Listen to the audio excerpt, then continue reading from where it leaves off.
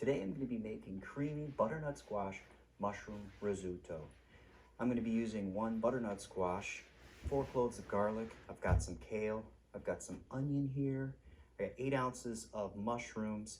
I'm going to be using 1 cup of arborio rice to 3 cups of vegetable broth. The first thing I usually like to do is to start getting the broth warm. So let's go ahead and get that started.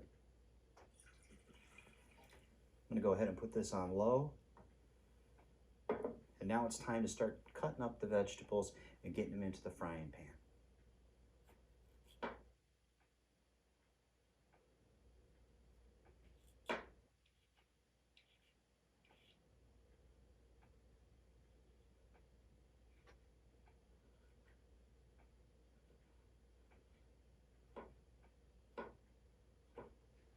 There, so I've cut this up. I'm going to go ahead and save the other half of the butternut squash for another meal.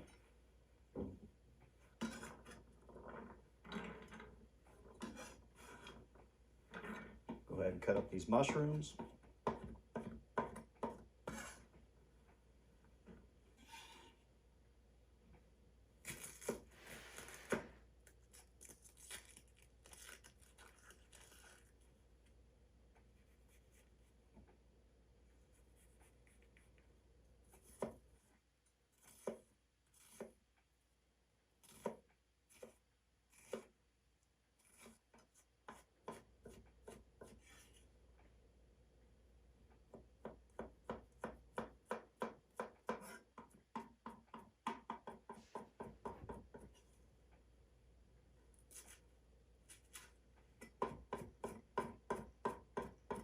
Okay, I'm going to go ahead and save this kale for just a little bit later. We'll get these vegetables frying up a bit. I like to get them caramelized a little bit so they have that nice flavor. It's already starting to look really beautiful. You got the butternut squash in there, the brown of the baby bellas, a little bit of those onions in there. It's starting to smell really good. Now, I always have a little bit of vegetable broth on hand, so if I need to put just a little bit of moisture in there, I can. Now, I like to put in a little bit of pepper, a little bit of salt. Okay, these are coming along real nice, but every so often, I add a little bit more of my vegetable broth. Now, this is not the broth from the 3 cups. This is separate from the broth. It's just to keep all of this sauteing happening and not burning it. So just keep adding a little bit more of the broth. And the whole trick of it is to try to get those butternut squash kind of soft, a little bit more creamy tasting. But it all kind of depends on the size of the butternut squash, the pieces that you make. But these are still kind of not quite cooked all the way. So I want to make sure they get nice and soft. Of course, one way to check it out is to just go ahead and grab one. Yeah, it's almost there. Almost there. So we're coming along. Now see, it's starting to dry up a little bit. You can hear it. So I'll go ahead and add just a little bit more vegetable broth. There.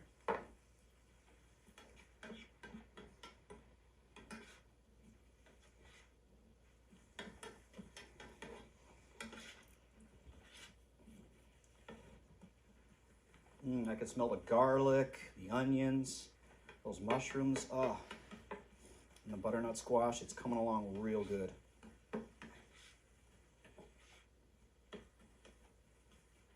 See, there's just a little bit of moisture in there. You can just kind of see it. It's just at the bottom of the pan.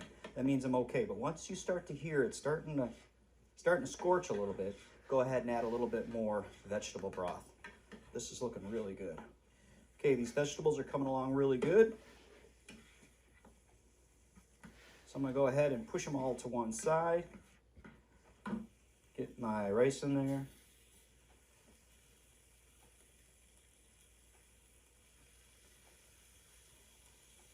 Let's put a little bit of the broth in there.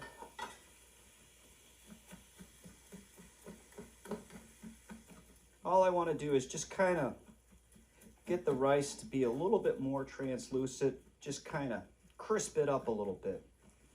Go ahead and add a little bit more broth.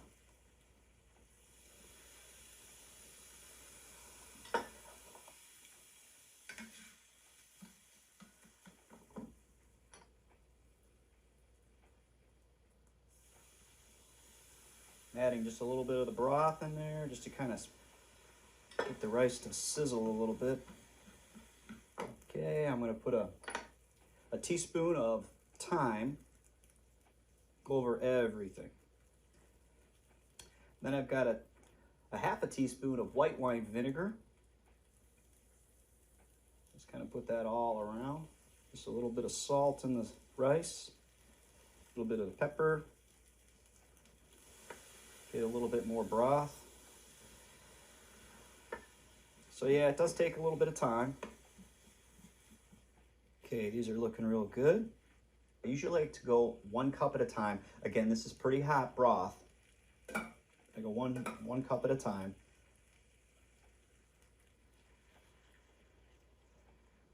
Now I'm going to start mixing the vegetables all together.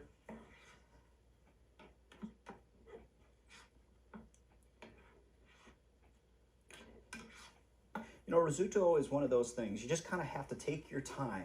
Add a little bit of water, keep stirring it. It's a little bit of work, but you know what? It's so worth it. I can feel the rice is already starting to absorb up. See, I got a little bit of water there. See how there's water in there? So I just got to keep stirring it. Just keep stirring it. Okay, see it's just starting to dry up a little bit, so I just got to keep stirring it just a little bit longer, but I know I'm going to put a little bit more broth in there. Okay, it's time to get another cup of broth. Add it in there. So it might feel a little bit soupy, but that's okay.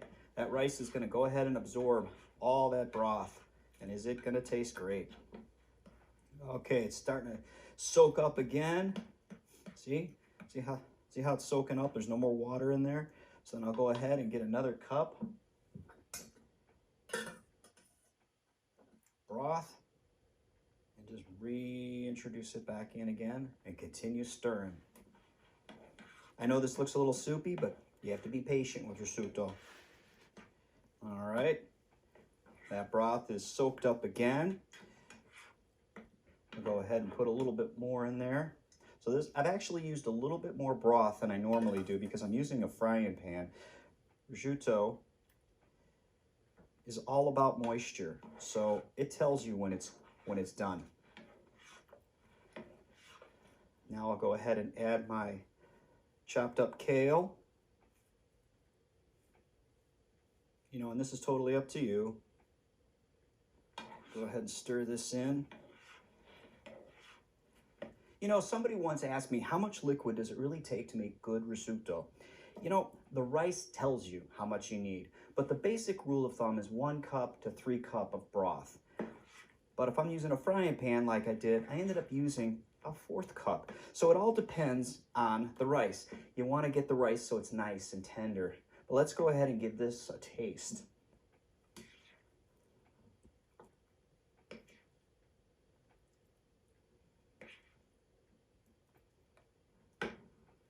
Put a little bit of kale on top of there. And let's give this a try.